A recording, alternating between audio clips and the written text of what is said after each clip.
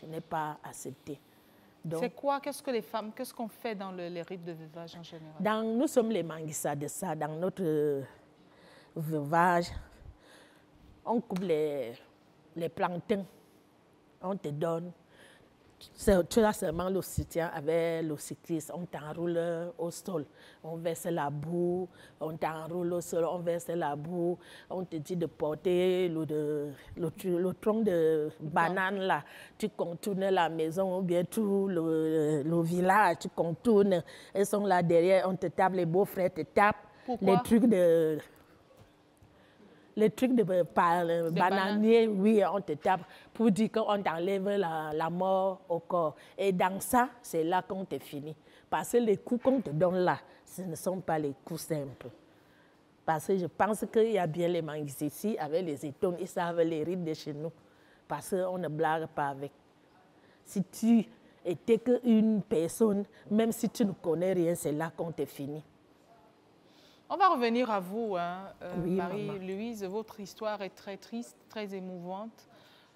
Ce n'est pas évident, tout ce que vous avez vécu et tout ce que vous continuez d'ailleurs de vivre, même après le décès de votre mari, qui a été quand même un mari parce que vous avez eu des enfants. Bon, on va quand même écouter aussi Mariama, qui, elle, est plutôt musulmane. Je pense que ça se passe différemment chez vous. Bonsoir, Mariama. Bonsoir, dites-nous, quelle a été votre expérience? L'expérience, c'est que nous sommes d'abord les Africains. Même si nous sommes musulmanes, si je suis musulmane, c'est la religion. Quand tu peux un mari, il y a toujours la famille qui va demander à ce que tu fasses quand même certains rites africains. C'est quoi ces rites? Et les rites qu'on a eu à faire sur moi, d'abord, dès le départ, c'était quoi? Dès qu'on enterre le mari, il faut chercher l'eau de la rivière ou bien l'eau du puits. On verse l'eau sur toi. Après l'enterrement, on verse l'eau sur tout le corps. Donc l'habit, au moment où on a enterré le mari, l'habit que tu as sur toi, là, tu laisses ça là-bas. Tu entres dans la maison. Et quand tu entres déjà dans la maison, c'est le matelas. On te fait coucher sur le matelas.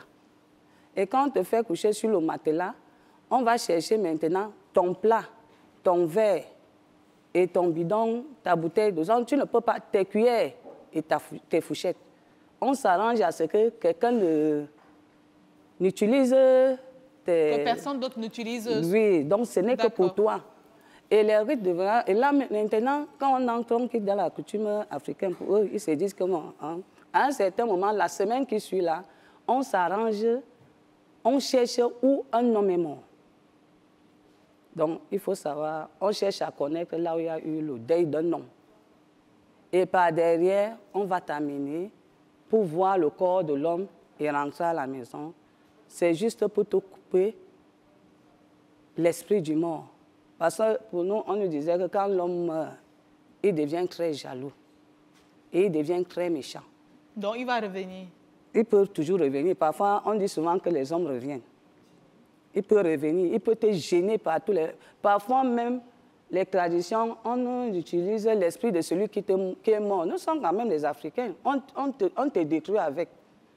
Donc, quand on fait déjà ça, on coupe d'abord ces liens-là. Et là, maintenant, on t'amène à accompagner le mort dans le système spirituel, disons musulman. Chez nous, ça veut dire que tu ne fais plus le veuvage, mais tu es en train d'accompagner le mort. Parce que chez nous, on me disait, ce qu'on me disait, quand un homme meurt, comme on dit seulement que quand une femme et un homme se marient, il devient un. Et quand un homme meurt, il ne pense pas à ses sœurs, il ne pense pas à ses frères. Son esprit est sur sa femme et ses enfants. Et ça veut dire que toi, la femme qui reste, on t'a préparé à ça. Il faut tout faire pour que, étant dans la tombe, son esprit ne soit pas éparpillé. Donc, tu t'arranges, tu es couché là, on te demande d'aller au marché. Peut-être si tu es malade, on peut t'amener à l'hôpital. On te demande de ne pas préparer. Et là maintenant, si quelqu'un peut rester à côté de toi, ce n'est qu'une veuve. Les gens qui ne sont pas mariés, qui ne sont pas encore veuves, ne peuvent pas venir rester à côté de toi. Et là, maintenant, c'est juste pour accompagner le mort. Et selon ce qu'on me disait, le mort, c'est par étapes. De 1 jour à 7 jours. Quand l'homme se décompose déjà dans la tombe, au 9e jour, quand l'homme gonfle, il y a certains systèmes de prière et certaines façons de faire qu'on nous demande, on nous fait. Je ne sais pas comment il peut expliquer. De 9 jours, d'1 jour à 9 jours, l'homme prend déjà l'étape de la décomposition.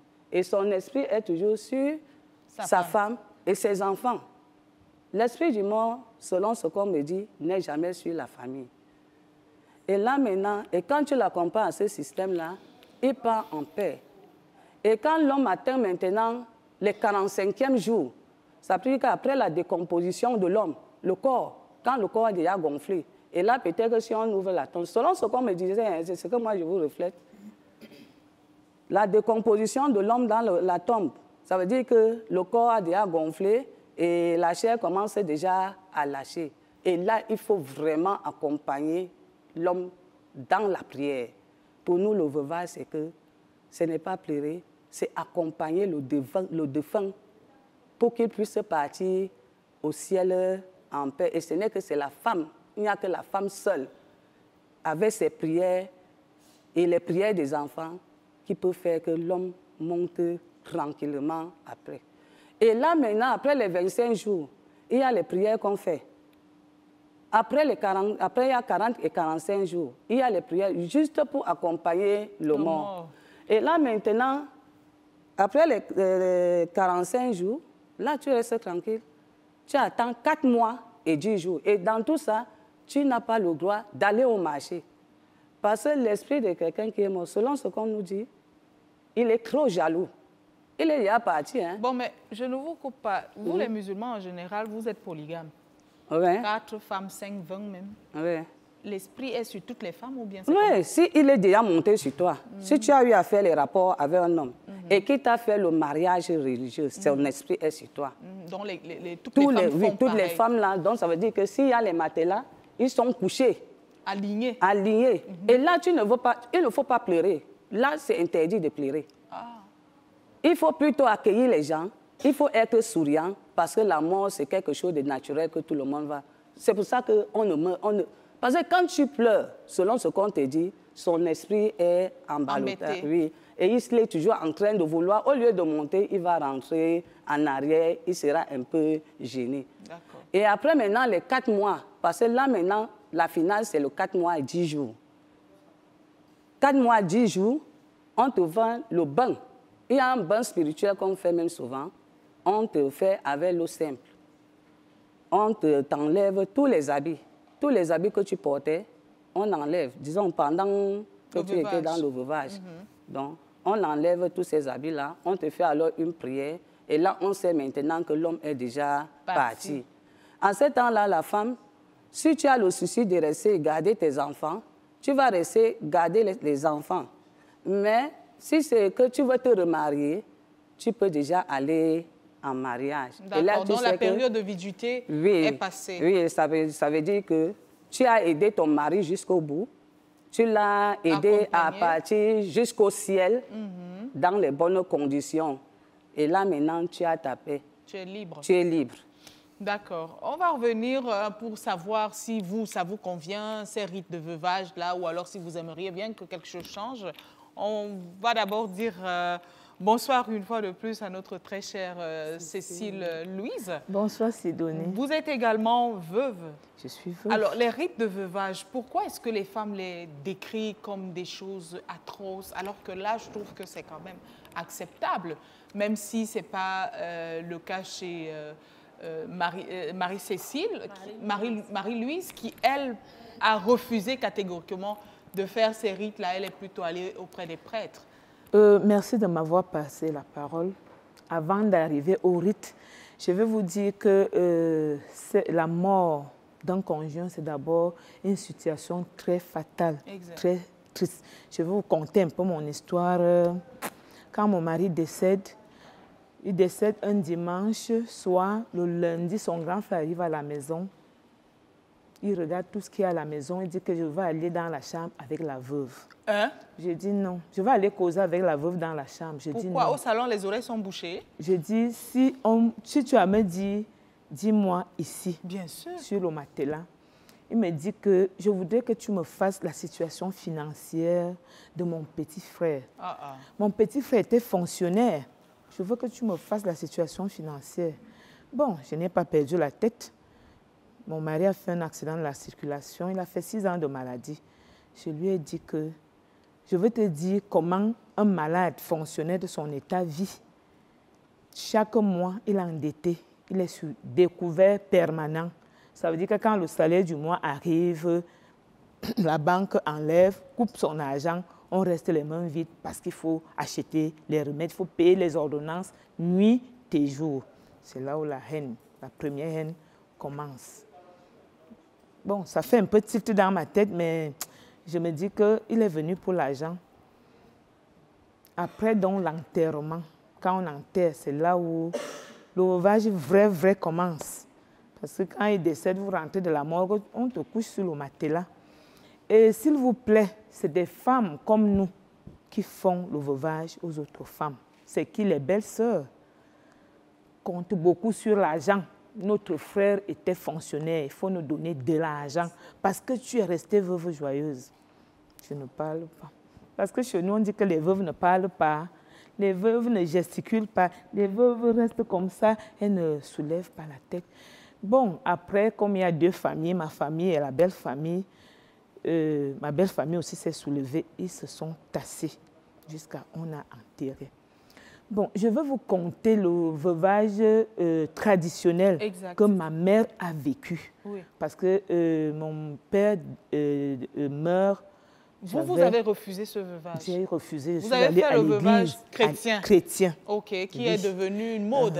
Avec le professeur Mbédé sur ce plateau, on va voir si ça a la même valeur que le veuvage traditionnel. Est-ce que le veuvage, même vraiment, ces rites-là, est-ce que c'est nécessaire?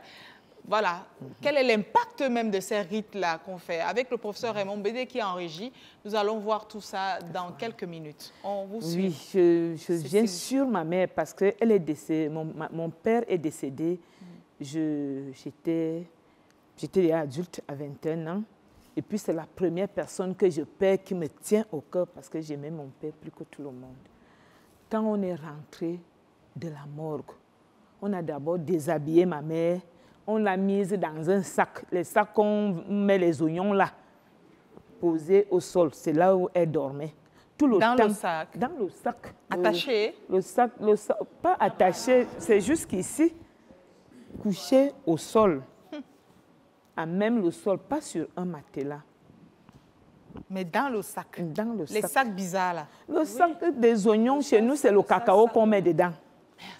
Chez nous, c'est le cacao qu'on met dedans, dans ces sacs-là. Okay. Les Bayams en connaissent quand même quelque chose. Bon, on enterre. Le lendemain, les rites commencent alors au petit matin, 5h30. On te sort nu avec un petit caleçon. Si tu as un cycliste, tu portes, je me rappelle, elle portait un cycliste noir. On est parti couper un tronc de bananier cassé en 2. Parce que c'est un film qui est resté dans ma tête. Porter sur son épaule, courir.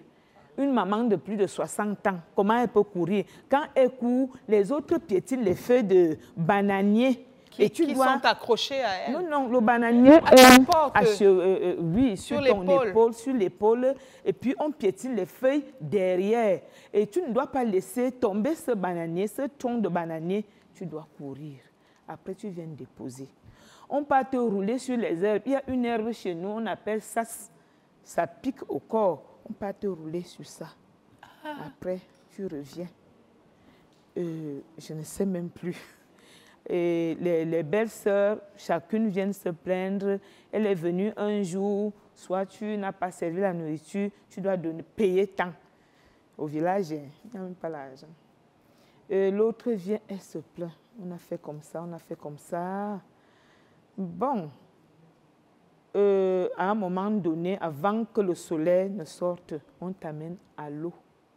On te rase, on te lave, on te met le cabas noir. Tu rentres à la maison.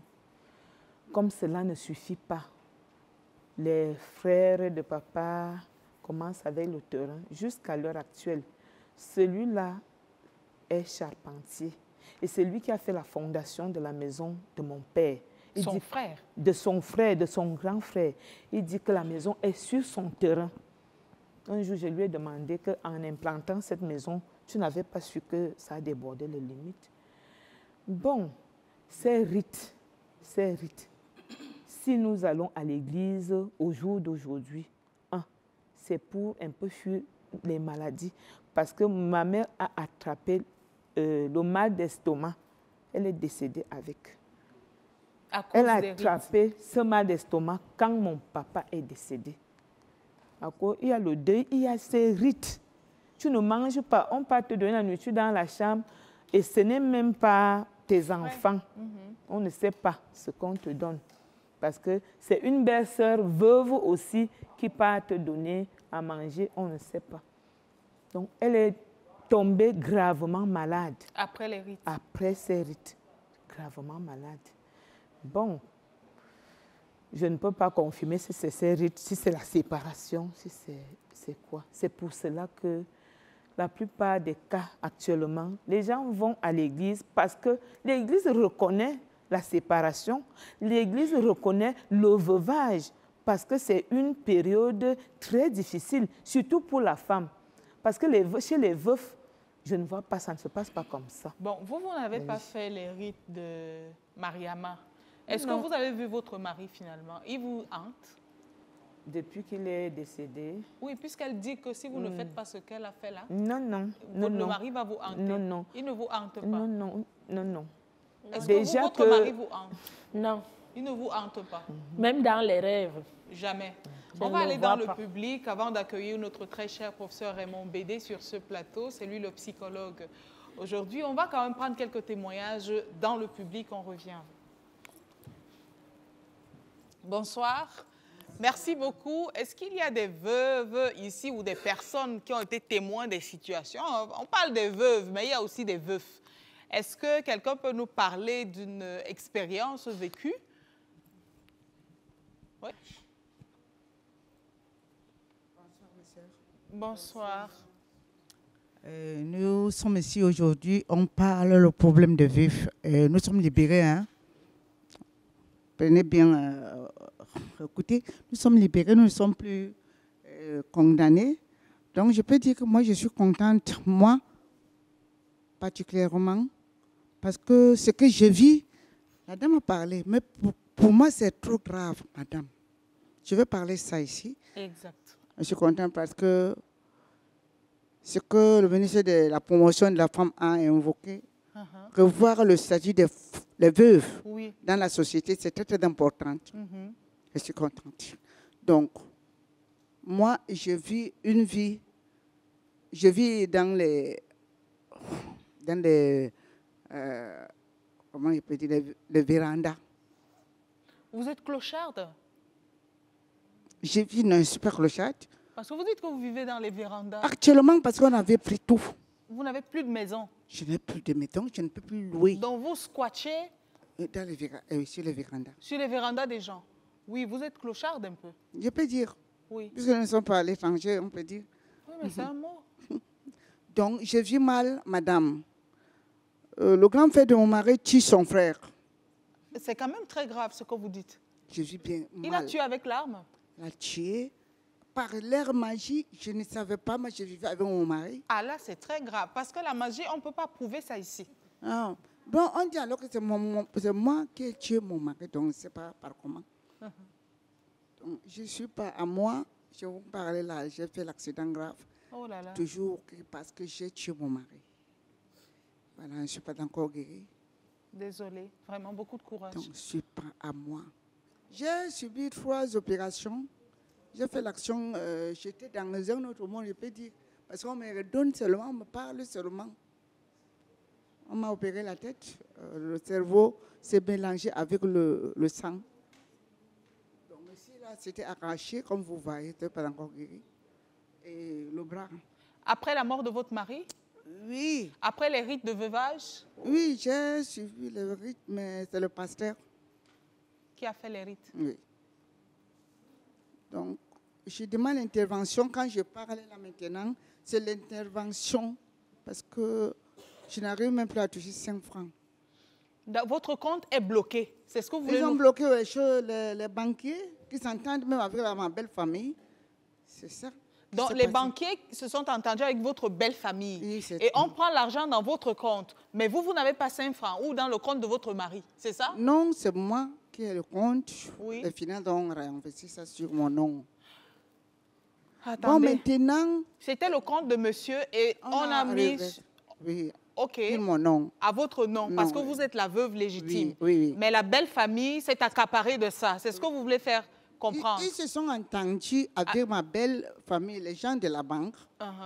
Donc, de façon que... Aujourd'hui, vous n'avez plus rien.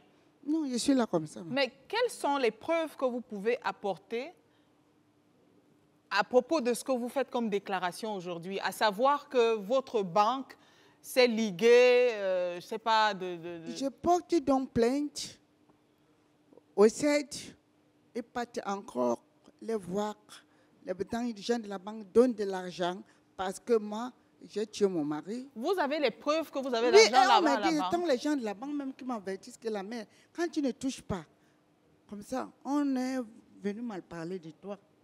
Vous avez porté plainte? Oui. Donc actuellement, l'affaire est en justice? Ils bloquent. Qui bloque? Votre belle famille?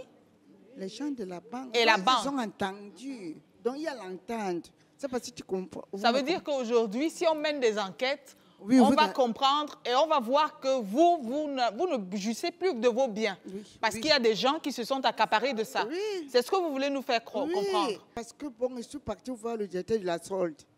Je lui ai dit, mon père, mais qu'est-ce qui ne va pas? J'ai 3 numéros de compte, ça ne va pas. Lui m'a dit que... Mais vous avez quelles ressources pour attendre l'argent dans ces numéros de compte-là?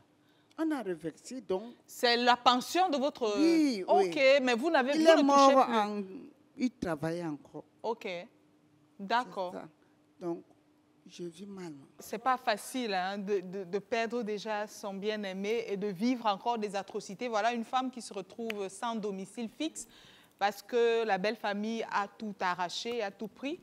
Donc, voilà, c'est un cri vraiment. Bonsoir, je vous remercie d'avoir me donné la parole. Vous, votre frère est veuf et vous avez accompagné votre frère dans... Mon frère est veuf. Parlez-nous de cela, s'il vous plaît. Il n'a pas... Je pense qu'au niveau il a perdu son épouse. Et on a, dans la tradition Betty chez nous, on a enterré, on a fait ce qu'on devait faire. Quoi? Qu'est-ce qu'on devait faire? Les rites dans la tradition, en fait. Mais chez nous, ça n'a pas été très accentué, peut-être parce que... je vais dire ça comme ça. Parce que c'est un homme, peut-être. C'est un homme, oui. Les hommes, ce n'est pas aussi rude que les femmes. Ce n'est pas très rude comme chez les femmes. Chez les femmes, c'est vraiment les règlements de compte. J'ai l'impression qu'il y a des règlements, surtout en ce qui concerne les belles familles. C'est-à-dire que les sœurs du veuf. Du défunt. Oui, les sœurs du défunt, c'est ce que je veux dire. Les sœurs du défunt, c'est-à-dire qu'on a l'impression que c'est un règlement de compte. On attend que le mari soit mort, on vient réclamer sous la maison, la voiture, les comptes bancaires. Et pourtant, quand le mari souffrait, ces belles familles-là, entre guillemets, généralement, on ne les voit pas. Pas du tout. C'est toujours la femme et les enfants qui en pâtissent. Et la femme est toujours accusée d'être l'auteur. Et la femme est toujours accusée à tort et à travers de ce qu'elle n'a même pas fait. Exact. Donc, moi, déjà, l'effet de se plaindre déjà comme ça, c'est bien, ça nous libère un peu, mais je pense qu'il faut qu'on trouve certaines pistes de solutions. D'accord. Et vous proposez quoi pour en sortir? Je propose que le ministère de la Femme, par exemple, au Cameroun, puisse revoir un peu cette chose-là. C'est-à-dire que, en tant qu'Africain, ce qui est sûr, c'est qu'en termes de veuvage traditionnel, ça ne va pas finir. Peut-être qu'il faut légiférer. C'est le législateur qui peut faire quelque chose. Peut-être pas le ministère. Oui, bon, maintenant, il y a 2 veuvages. Ma conception, il y a le veuvage traditionnel et le veuvage moderne. Moi, je prône pour le bien des femmes, le bien de nos filles, le bien de nos mères, que l'accent du veuvage soit plutôt... Donc que ce soit encadré. Encadré. D'accord. Merci beaucoup. Parce que quand vous suivez le témoignage des femmes... Merci.